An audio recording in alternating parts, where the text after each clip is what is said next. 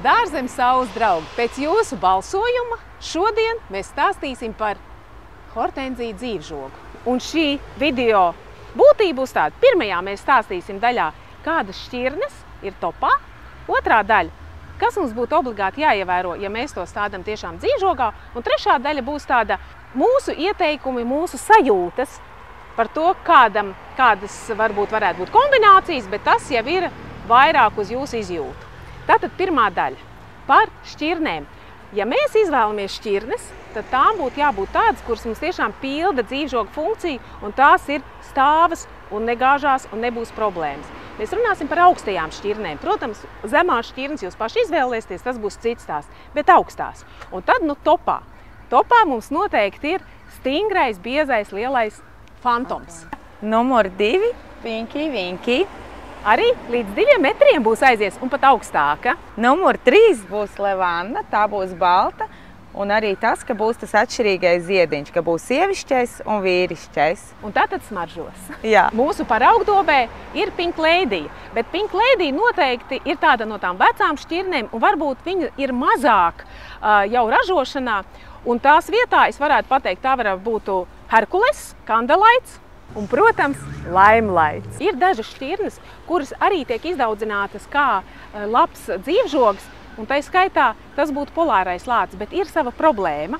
Ar piegriešanu būs sava problēma, citiem notrāpās laba šķirne, bet te ir tās autoru tiesības problēmas. Tad, kad mēs pērkam no zināma audzētāja, tur, kur nav pārkāpts autoru tiesības, tur tiešām ir īstais mātes augs polāra lācis. Bet tā kā to polāru lācis tagad sprauž, kurš grib, tad mūsu Latvijas tirgū ir parādījušies tie polārie lāči, kuri gāžās. Ja jums tiešām nav zinām, ka no šīs audzētavas polārie lāči negāžās, tad labāk viņu neizvēlties. Stādīšanas nianses. Šajā gadījumā es jums noteikti ieteiktu tevi stādīt mazās bedrītēs, bet tiešām izrociet kārtīgu, normālu grāvi. Tas ir pierādījies. Arī šeit mēs izrakām apmēram metru platu un 80 centimetru dziļu grāvi. Tur mēs piepildījām šādu maisījumu. 3 daļas un visas vienādās daļās. Augsne, kas šeit jau bija, melnzeme, viena daļa mums bija skābā kūdra un viena daļa veci nostāvējušies kūtsmēsli. Izklausās dārgi, bet tas ir to vērts. Otrais, obligāti atļaujieties uzlikt laistīšanas sistēmu.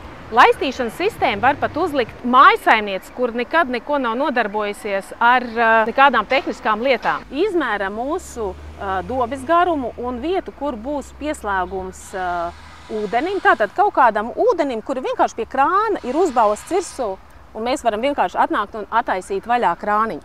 Mēs izmēram šo garumu, aizbraucam uz depo vai Plēbes LV un nopērkam šo te garumu ar attālumu apmēram 50 centimetri. Šeit te ir caurumiņi tādi. Šāda te šļūtenīte nemaksā dārgi ar dažiem stiprinājumiem. Mēs viņu pēc iestādīšanas vienkārši uzliekam visā garumā. Otrs gals ir aiztaisīts ciet. Jums noteikti veikalā pastāstīs, kā viņu uzlikt. Vēlreiz pasaku, pat 15-gadīgs bērns var to izdarīt, bet obligāti uzlieciet. Lūk, cik bagātīgi izskatās Kandelaits, kurš tiek regulāri laistīts. Un lūk, Kandelaits, kuram nav šis ūdentiņš pievadīts, bet kur es šad tad nedēļā 2 reizes aplaistu vienkārši ar šļūteni. Cik bieži laistīt? Šai dobei ir tikai 3 gadi, 3. gads. Tas ir panākts tikai pateicoties piebarošanai un, protams, ūdenim. Par piebarošanu jūs skatāties, mums ir savi video, kā barot hortenziju, bet ūdentiņus laistu apmēram katru 3. dienu, un es vakarā ieslēdzu un no rīta izslēdzu. Tas ir visu nakti es laižu. Viņas ir pamatīgas ūdens mīlas. Un 3. kopšanā, par ko parasti komentāros raksta, bet kā 50 metrus piegriezt pareizi, jo tie, kas zina, jūs mīļi iesācēji uzzināsiet, ka hortenzijas būtu jāpiegriež vispirms rudenī jānogriež galviņas, lai nenolūst. Martā apmēram jāpiegriež ar pareiziem augstumiņiem un tā tālāk, ja? Un vasaras vidū nav jāgriež. Tātad 2 reizes mums jānāk un jākop tie šausmīgi garie metri, ja? Ja jūs to darīsiet, jums būs tas dzīvžogs, wow, ar milzīgām galvām, nu tāds, ka tur... Tā kā mums. Nu, tā kā mums, jā. Bet pat tad, ja jūs viņu nepiegriezīsiet pareizi, bet šīs nosauktās šķirnes tikai piegriezīties galviņas un druscītiņu kaut ko pat nepareizi, jā, ziedgāls būs mazāks, bet tāpat viņš pildīs šo dzīvžogu funkciju un izskatīsies skaisti. Bet vēlreiz atkārtoju, uz rudeni, te ir tas gadījums, kad citi griež rudenī pilno piegriešanu.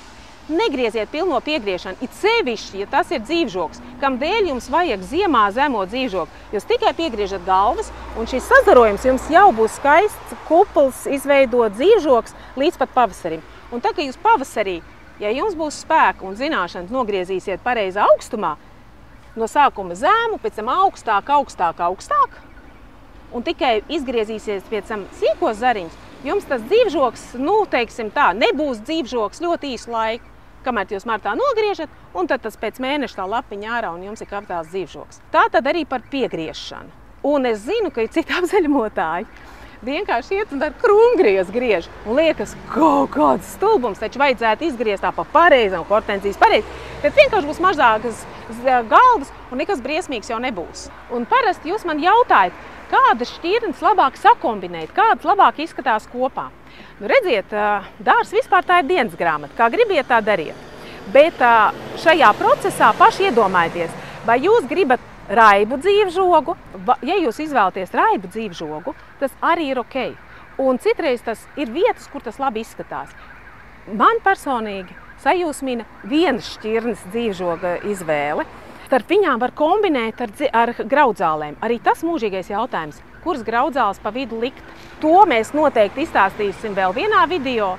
Dzīvžoga kombinācija. Man patīk ar graudzālēm, bet vēl vairāk man patīk, ja starp šīm te hortenzijām ir dzīvžogā koki. Lai ir stumbrs, augšā ir vainags un hortenzijas apakšā ir kā šī stumbra nosedzošā daļa, skaista. Un te jau ir tāda Eiropas skaisto dārzu klasika. Tā kā vēl vienā video es noteikti izstāstīšu par to, kādus kokus es domāju, ka varētu likt gan špalerētie, gan sakuras pa vidu. Bet par to mēs runāsim citu dienu. Bet katrā gadījumā šī kombinēšana, viņa arī ir iespējama. Un vēl, jā, attālums. Ja mēs izvēlamies lielās šķirnes, kuras izaug 2,5 metri, platums viņām būs tā kā es stāvu, 2,5–2 metri. Ja jūs gribat redzēt katru šo te krūmu atsevišķi, tad jūs stādat pat 2 metru attālumā, bet tad jums nebūs pilnais žogs. Viņš būs tāds, kā jūs redzēsiet šo te pārāvumu.